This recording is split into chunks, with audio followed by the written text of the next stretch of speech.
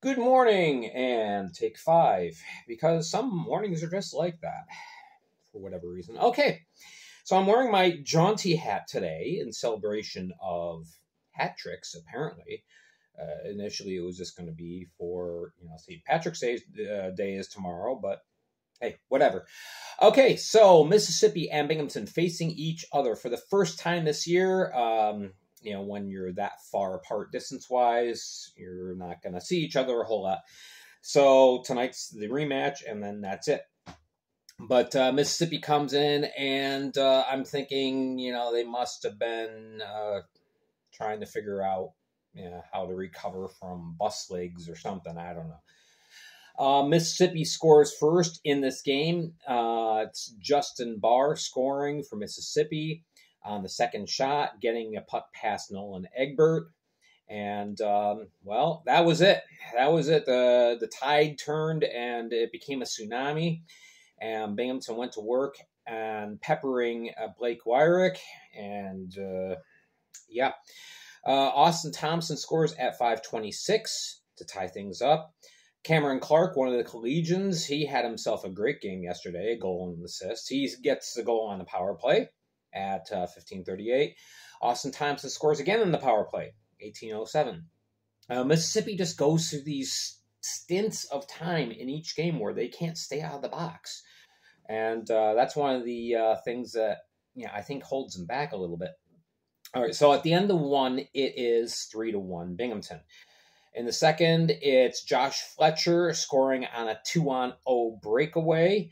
Nothing where it could do about that. And then at 10:01, Gavin Yates scored on just a tremendous individual effort. And again, not much where it could do about it. So it's 5-1 at this point at the end of two. The shots were insanely in Binghamton's favor. At the end of two, it was 37-11. Mississippi just could not get anything going in the middle of the ice. Binghamton kept them wide and clogged up everything in the neutral zone, and that was it. In the third period, it's a Tyson Kirkby show. He scores at just 18 seconds in. Interruption. Austin Thompson gets his hattie, and that is at 9:37. Kirkby scores again on the power play at 14:05, and he said, I want a hattie too, so he scores again at 17:19. The last two goals were against Joe Shepard. Wyrick, his night was over once Thompson got his hat trick. Again, not much he could do. He was really hung out to dry most of the night. 9-1 shellacking in Binghamton last night, and so Mississippi now 20-22-3. Despite the loss, their magic number to clinch a playoff spot reduces down to 12. We'll talk about that in a little bit. Binghamton's number to clinch a division title is now 11. They are 36-7. Thompson with the hattie plus an assist, Kirkby with the hattie. And Egbert, he really didn't have much to do tonight. 16 saves, 17 opportunities. Wyrick in 49-37 of ice time. He saved 37, and it was just too much. So, two hatties. So we go on. All right, Motor City and Port Huron. This was quite an interesting game. Both the games that were close were complete domination by the one team in the first period, and then the other team just overtook and overcame. So that's what happened here. Port Huron getting behind the 8-ball early to Motor City.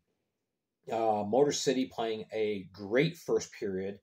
They get goals from Roman Gaudet at 10:02, and then 14:26, it's Jamison Malam. It's 2-0. It's looking like it's going to be a long night for the Prowlers. They go into the locker room, talk things out, and whatever was said, it resonated because Port Huron came out with energy and then some in the second period. The comeback starts with Dalton J at 3:26 scoring. 11:48, Liam Freeborn scores on what was a shorthanded goal. But it looked like they were on the power play. Port Huron just controlling play at this point in the game. And it looked like it was a power play, but no, it was a shorthanded goal for Liam Freeborn. So it's 2-2 at the end of 2. And in the third, the momentum hangs on with Port Huron. Now, Motor City starts getting some better chances. Tucker Tynan had to come up really big a couple of times. But he played in the OHL. So, yeah, he's pretty much conditioned for coming up big. He makes a couple of big saves. Meanwhile, Mitch Jones scores what would be the game winner at 8:46. Originally, I thought it was Connor Foley that scored, but no, it was Jones. Despite Ricardo Gonzalez making some good saves as well for the Rockers, it was just too much. They had to pull him with a minute left. And finally, with 5 seconds left, Evan Foley very politely found the empty net. And there you go, 4-2 win for the Port Huron Prowlers. So Motor City, you'll see, yeah, they're still in red. They still haven't clinched. Their magic number is still 3. They are now 27-16-4. And Port Huron 22-17-6. Their magic number gets reduced to 4 for clinching a playoff berth. So, Tucker Tynan had a great night, 36 saves on 38 shots. Gonzalez played very well as well, 32 saves, 35 shots in 58 played. But yeah, Evan Foley, he had the empty net goal, plus he had a couple of assists. And Vincent DeCumbus, he was really the impetus for the comeback. He doesn't get on the score sheet a lot, but DeCumbus was just playing like a man possessed and ended up with 2 helpers. And he really helped drive the offense for the Prowlers. So, good game. The 2 teams face each other this time in Fraser. So we'll see if some home cooking can help Motor City finally get themselves into the black. Then we go to Danbury. This was the game that would not end. If you're an Elmyra fan, I'm sorry. This was rough. Elmyra was really at a disadvantage just to even begin with. They started off the game with a roster of 16, so they were down 2 spots. They didn't have Stephen Klink. They didn't have Kyle Powell. Rasmus Asp was out.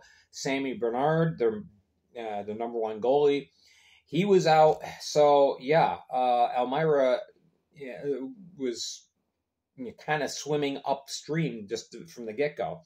So Sam Levecchi gets a start, his first start as a River Shark, and Connor McCollum for the Danbury Hat-Tricks. Hat-Tricks wearing their green for St. Patrick's Day as they end their 9-game homestand. And, this is a game that the fans will remember and enjoy for a long time.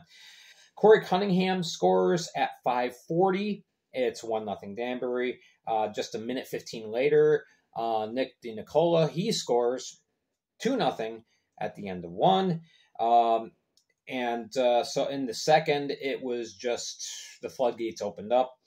Danbury scores 1:20. It's Josh LaBelle. And then at 5:02, it's Corey Cunningham scoring his second. And then at 6:09, just a minute 7 later, it's Daniel McKittrick putting one home, and that was the end of the night for Sam Levecchi. Not exactly. We'll get to that in a minute. So the goaltending switch is made. Frankie McClendon comes in goal, and for the remainder of that second period, he really settled things down for the River Sharks. Yeah, it was 5-0, but and there were shots galore. The shots in the period were 20-15 in favor of Danbury.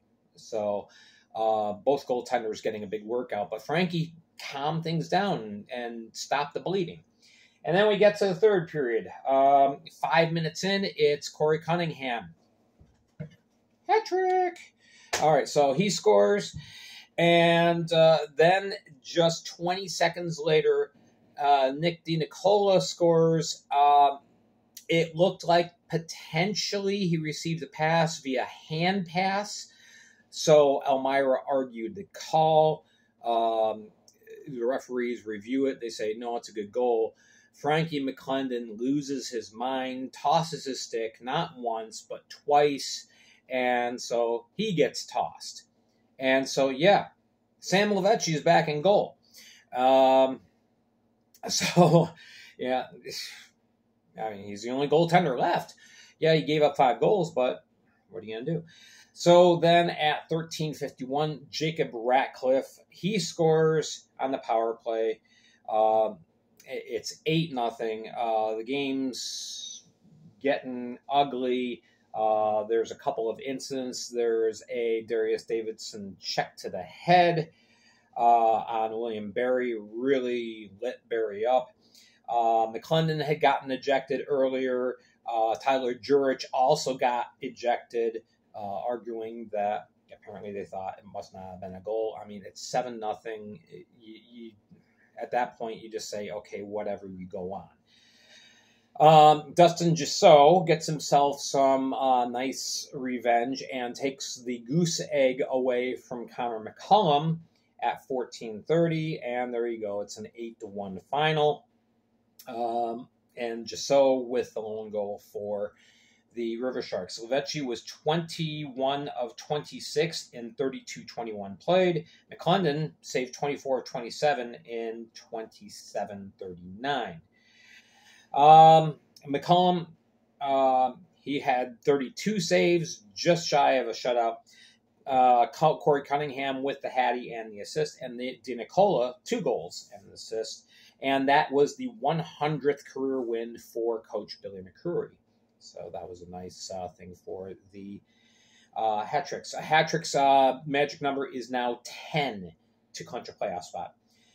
They are 25-17-5. Elmyra falls to 18-28. Then we have the other game that Blue Ridge started off hot, and Carolina ended up taking over.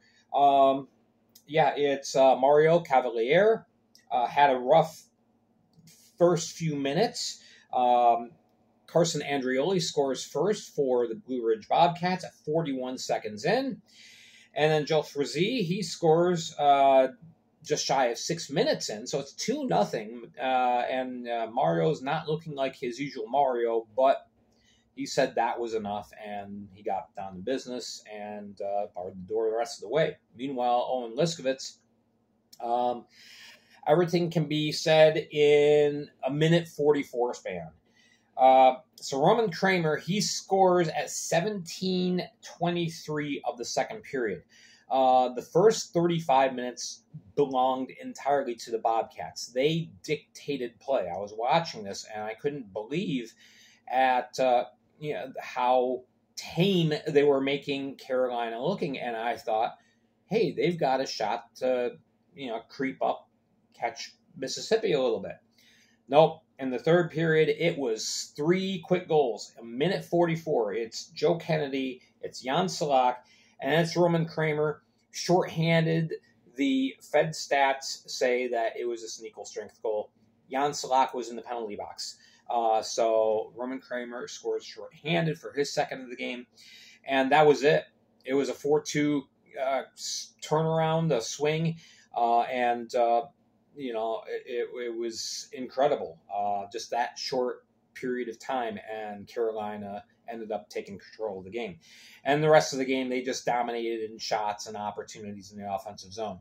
So the Bobcats kind of ran out of gas a little bit. So 4-2 victory for the Carolina Thunderbirds. They are now 32-11-2. They already clinched their spot in the playoffs. Blue Ridge, 13-27-6. They're unfortunately running out of time. So anyway, Kramer had 2 goals and 2 assists for the Thunderbirds. Meanwhile, Salak a goal and an assist. Cavalier, 26 saves. Joel Frazee, he had a goal and assist for the Bobcats. Andreoli with that other goal. And then Liskovitz, he saves 32 of 36, if only for that minute 44. And people can say, what could have been. So, okay, tonight I will be in Binghamton, so I'm going to be relying on the stats. So, if you see a discrepancy in the stats, please message me and let me know. Hey, just letting you know, the stats say this. No, it's this. Let me know. All right. All right. Enjoy the day, and we will catch you guys tomorrow. Have a wonderful Saturday.